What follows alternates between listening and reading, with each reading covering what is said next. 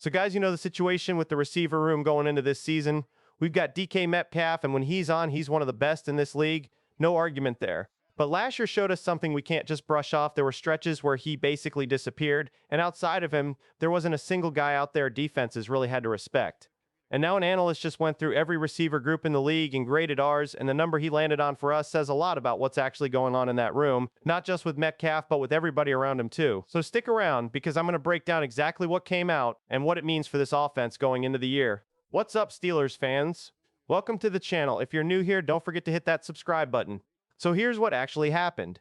An analyst broke down every single receiver room in the league, ranked them all the way from the bottom to the top, and our group landed at number 21. And honestly, the part that stings a little is that's the exact same spot we were in last year.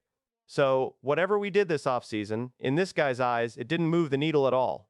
That's the kind of stuff that gets me thinking, because on paper, I feel like we actually did some things right. But apparently it's not translating, at least not yet, into how the rest of the league sees this group. Now let's get into the real issue, because I already touched on it a bit in the intro, but I want to break it down properly. DK Metcalf had 4 games last season where he went off 85 yards or more. And in those games, you remember it, he looked exactly like what we traded for. A guy who can take the top off a defense, who can go up and get it, who scares a secondary every single time he lines up. But here's the flip side. In the other 12 games he played, he didn't top 55 yards. Not once. So you're talking about a guy who basically gave us 4 monster games and 12 games where he was just kind of there. And what really gets me is the numbers behind that aren't even that different from what he was doing in his final year out in Seattle. Basically the same yards per route run, basically the same share of the targets. So this analyst's actual take is it's the same player just stuck in a tougher offense to work in. And I gotta be honest, that's a hard thing to hear because it means the problem might not even be him. And that actually connects to something else that came out because Aaron Rodgers got rid of the ball faster than literally any other quarterback in the league last season. 2.59 seconds that's the fastest mark among every qualified passer in football. So if you're a receiver who wants the ball down the field, who wants those deep shots where you can actually show off your speed, that quicker release works against you. You're just not getting those long developing routes nearly as often because the ball is coming out of his hand before those routes even have a chance to break open. So when I look at Metcalf's down year, I'm not saying it's all on the quarterback, but I do think it's part of the picture here. Now here's where it gets interesting, because remember, this front office went out and traded for Michael Pittman Jr. this offseason, thinking that was going to help fix this exact issue. And look, Pittman's a good player, I'm not knocking the guy at all. But this same analyst pointed out something that honestly made me pause. He said Pittman's a great fit for a quarterback who wants to get the ball out quick for short, easy completions. But he's a bad fit for what you actually need around here, which is a guy who can stretch the field and create explosive plays down the field.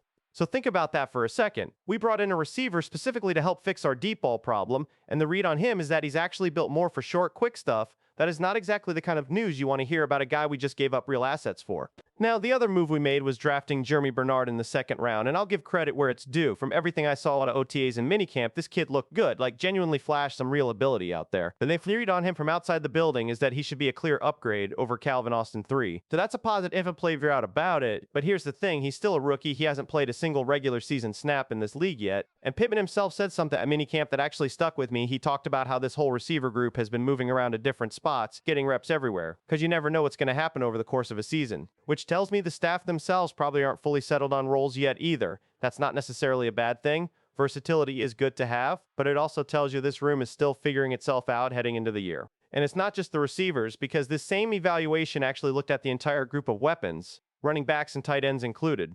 Jaylen Warren has handled about half of the backfield work pretty well, all on his own. Rugo Dowdle had stretches last year where he genuinely looked like vintage Marshawn Lynch, just running straight through people. Darnell Washington is one of the most miserable tight ends in this league to actually have to tackle. And Pat Freiermuth can disappear for stretches, but he's still got that gear where he can go off. Remember that game against the Bengals where he put up over 100 yards and 2 touchdowns.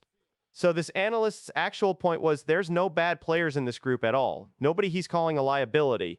But what we really need more than anything else is for Metcalf to get back to that Pro Bowl level we saw from him early on in his career. And look, the numbers back all of this up too. Last season, we finished 23rd in the entire league in passing yards per attempt. Only 6 teams in all of football had a worse yards per completion average than we did. So this isn't just one guy's opinion sitting out there. This is actually showing up in the production on the field. We are not creating explosive plays down the field consistently, and honestly, that's been the case for a while now, not just last year. So here's my actual take on all of this, guys. I think the additions we made this offseason are solid pieces. I'm not going to sit here and act like Pittman and Bernard are nothing, because they're not. I do think this entire passing offense, for better or worse, is riding on whether Metcalf can get back to being the guy he was before he ever stepped foot in Pittsburgh. Because if he's still the same boomer bust guy from last year, and Pittman is mainly doing short, quick stuff underneath, and Bernard is still finding his footing as a rookie, then we're right back in the same spot we were in last season, a passing game that can't consistently threaten anybody down the field. But if Metcalf comes back to form and Bernard's flashes from this offseason actually translate into the regular season, and Pittman's role gets used the right way instead of forced into something he's just not built for, this group could honestly surprise some people this year. The pieces are there. I genuinely believe that. It's just a matter of whether they actually come together the right way, or whether we're sitting here having this exact same conversation again next June.